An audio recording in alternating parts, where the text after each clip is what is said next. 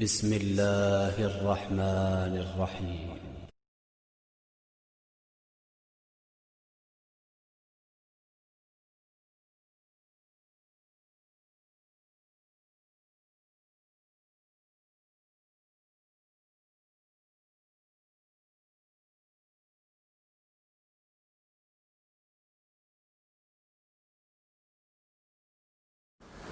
اعوذ باللہ من الشیطان الرجیم، بسم اللہ الرحمن الرحیم۔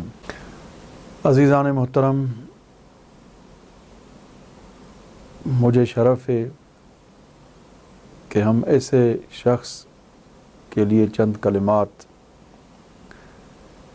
آپ کی بارگاہ میں عرض کر رہے ہیں کہ علامہ مرحوم طالب جوہری صاحب اعلی اللہ مقامہ الشریف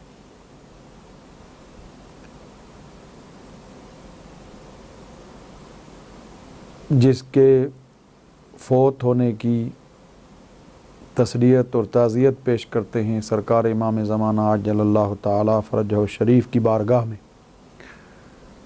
اور تمام علماء کرام مراجع اعظام کی بارگاہ میں ایک بہت بڑا نقصان ہوا ہے۔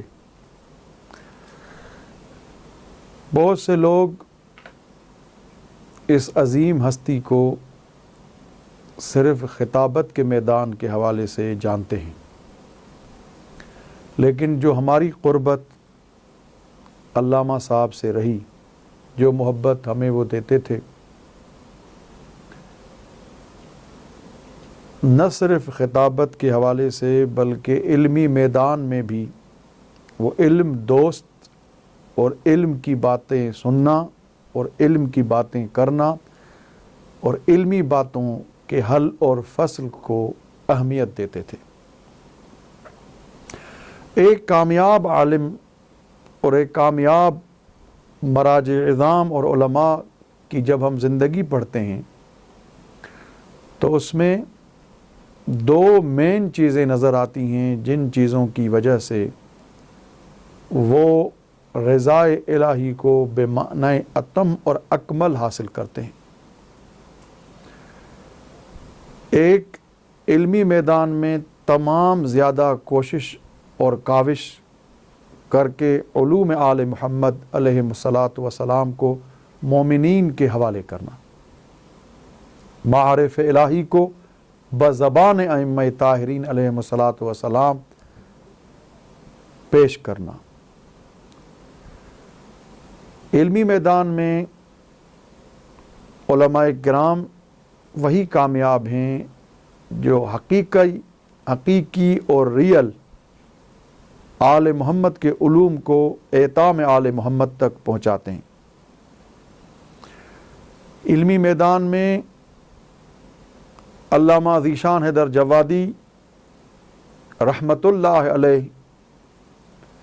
جنہوں نے نہج البلاغہ کا ترجمہ کیا، تفسیر قرآن کا ترجمہ کیا اور دیگر کتب لکھی، ہر ایک شخص ان کو جانتا ہے۔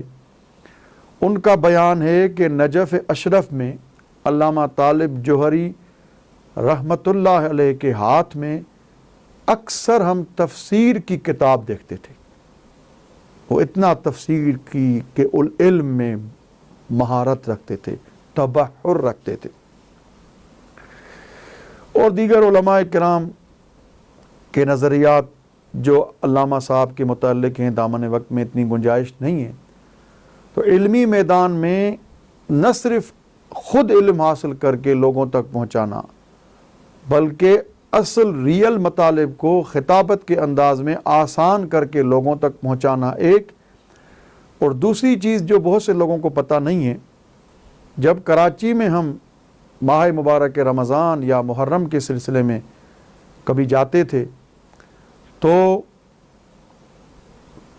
علماء کرام جو قوم اور نجف اشرف سے وہاں جاتے تھے یا مقیم ہوتے تھے کراچی کے، اپنی تقاریر وغیرہ جو ختم ہوتی تھیں 10 11 بجے 12 بجے رات میں، علامہ صاحب کے پاس اکثر جمع ہوتے تھے اور سحر تک علمی گفتگو ہوتی تھی۔ ایک مسئلہ پیش کیا جاتا تھا، اس پہ بحث و گفتگو ہوتی تھی، اس کے بعد علامہ صاحب آخر میں اپنی نظر پیش کرتے تھے کہ کس کی بات ٹھیک ہے، کس دلیل کے ساتھ۔ علم دوست، اور علم کو خود دوسروں کو بھی بجائیں کہ خدا نخواستہ کسی کی غیبت ہو، کسی کی برائی ہو، اور اچھے انداز سے، خوش مزاجی سے، خوش طبع سے ہر کسی سے ملنا، اور یہ بات علمی حوالے سے پھیلانا۔ اور دوسرا، توسل اہل بیت علیہم الصلاۃ والسلام سے، جو علماء میں یہ روش رہی ہے، جمعرات اور جمعے کے دن نجف اشرف اور قم المقدسہ کے حوضے میں جب چھٹی ہوتی ہے، ضرور علماء کے گھر میں مجلس ہوتی ہے، ذکر امام حسین علیہ الصلاۃ والسلام ہوتا ہے، جس مجلس کی برکت سے وہ پورا ہفتہ اہل بیت کے معارف سے مستفید ہوتے ہیں۔ علامہ صاحب بھی توسل کے قائل تھے، اور توسل سے ہی علم آل محمد حاصل کیا۔ کبھی ہمیں فون پہ کہہ دیا کہ کریم اہل بیت کی زیارت پہ جائیے، میرے لیے دعا کیجیے، کبھی کس سے کہا یہ۔ اور طالب علم کو اہمیت دینا، طالب علم سے محبت کرنا۔ مجھے یاد ہے ایک دفعہ ان کی بیٹی دبئی میں رہتی ہیں، ان کے پاس وہ گئے، دبئی سے یہاں ایران زیارات کے لیے آ رہے تھے، تو مجھے فون کیا، تو میں نے کہا قبلہ دبئی ایران سے دور نہیں، تشریف لائیے زیارات کے لیے۔ تو انہوں نے کہا ایک شرط پہ آؤں گا کہ آپ مجھے ایئرپورٹ لینے آئیں۔ میں نے کہا ٹھیک ہے۔ تو میں کسی مصروفیت کی بنا پہ انہیں ایئرپورٹ لے جانے کے لیے تہران ایئرپورٹ پہ نہیں جا سکا، کسی کو بھیجا، گاڑی بھیجی، وہ آئے۔ آنے کے بعد مجھے کہا آپ پہ جرمانہ یہ ہے کیونکہ آپ ایئرپورٹ نہیں آئے ہیں، آپ ڈیلی ہمارے پاس آئیں گے، اور جب تک ہم آپ کو اجازت نہیں دیں گے آپ نہیں جا سکتے ہیں۔ دیکھیے کتنی محبت طالب علم سے۔ اور سنیے گا، جب انہوں نے جرمانہ یہ رکھا، ہم 2-3 دفعہ ان کو جب حرم لے گئے، کریم اہل بیت رات میں دیر میں 10 بجے 11 بجے لے جاتے تھے، تو طالب علم آ کے ان سے ملتے تھے، جبکہ وہ کبھی لباس کے ساتھ چلتے تھے، کبھی لباس کے بغیر، ایسے ہی کرتے پاجامے میں طالب علم آ کے ملتے تھے۔ میں نے چند طالب علموں سے منع کیا کہ قبلہ مشکل سے یہاں آئے ہیں، انہیں توسل کرنے دیجئے، انہیں زیارت پڑھنے دیجئے۔ تو قبلہ نے مجھے کہا، ایک اچھے انداز سے کہا کہ انہیں کبھی منع مت کیا کریں کہ میرے پاس نہ آئیں۔ اس لیے نجف اشرف میں جب ہم ہوتے تھے، قبلہ نے فرمایا، تو طالب علم چاہتے تھے، ہم جب طالب علم تھے، بڑے بڑے علماء جو نجف اشرف مولائے متقیان امیر المومنین علی علیہ الصلاۃ والسلام کے روزے میں آتے تھے، ان سے جا کے ملیں، تو انہیں آپ منع مت کریں۔ اتنی خاک ساری، اتنی انکساری کہ طالب علم آ کے ملیں، اور یہ جب آتے ہیں تو مجھے ایک خاص لطف آتا ہے۔ دیکھیے آپ، یہ ایک طالب علم دوست شخص کا یہ کام ہے کہ طالب علم کو اتنی اہمیت دینا، اتنی محبت دینا، اور طالب علم سے اتنا پیار کرنا۔ توسل اہل بیت، مجھے یاد ہے، کیونکہ مجھے اس لیے بلایا گیا ہے کہ تھوڑی قربت تھی علامہ صاحب کے ساتھ، اس لیے میں واقعہ بیان کر رہا ہوں۔ نشتر پارک میں میرے خیال میں ان کے 40 کا وہ آخری پروگرام تھا، اس کے بعد وہ 40 کا پروگرام نہیں پڑھ سکے نشتر پارک میں کراچی میں۔ مجھے ایک چینل پہ ریکارڈنگ تھی میری لائیو کراچی میں، تو ریکارڈنگ کر کے میں ایک ٹی وی چینل سے میں واپس آ رہا تھا، تو علامہ صاحب کے ایک قریبی شخص تھے جناب ایاز امام رضوی صاحب، کراچی کے ایک بہت ہی معروف شخصیت ہیں جو عزاداری امام حسین علیہ الصلوۃ والسلام میں بہت ہی پیش قدم رہتے ہیں۔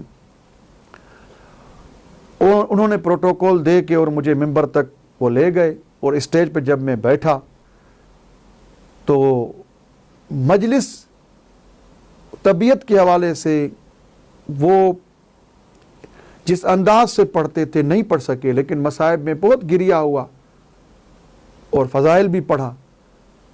میں نے اپنی آنکھوں سے دیکھا جب قریب ان کے بیٹھا ہوا تھا، جیسے ہی مجلس ختم ہوئی تو میں نے دیکھا کہ چشمہ اتار کے، ممکن ہے بہت سے لوگ ویڈیو میں دیکھیں یہ چیز نظر نہیں آئی، مصائب کا آخری جملہ پڑھ کے علامہ صاحب کے آنکھوں سے آنسو اس طرح بہہ رہے تھے، گویا وہ یہ سمجھ رہے تھے میں بھی ایک حسین کے عزاداروں میں سے اشک بہانے والا ہو جاؤں اور میرا شمار بھی ان عزاداروں میں سے ہو جائے۔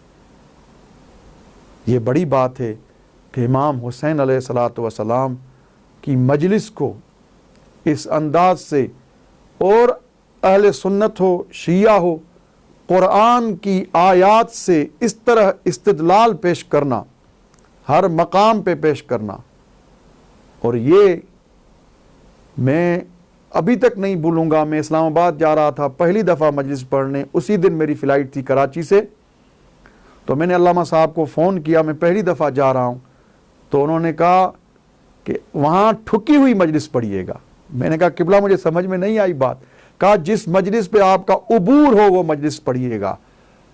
کیوں؟ اس لیے کہ خطابت صرف علم پہنچانے کا نام نہیں ہے، بلکہ فن خطابت میں جو علم پیش کیا جائے اسی میں برکت ہوتی ہے، اور وہی لوگوں تک پہنچتا ہے اور لوگ اس کو لیتے ہیں۔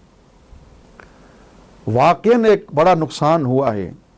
علامہ طالب جوہری مرحوم کے جانے کے بعد آغا سیستانی کا آپ نے میسج سنا، کس انداز سے انہوں نے تعزیت پیش کی ہے۔ بہت بڑا خلا ہو گیا خطابت کے انداز سے، خطابت کے عنوان سے۔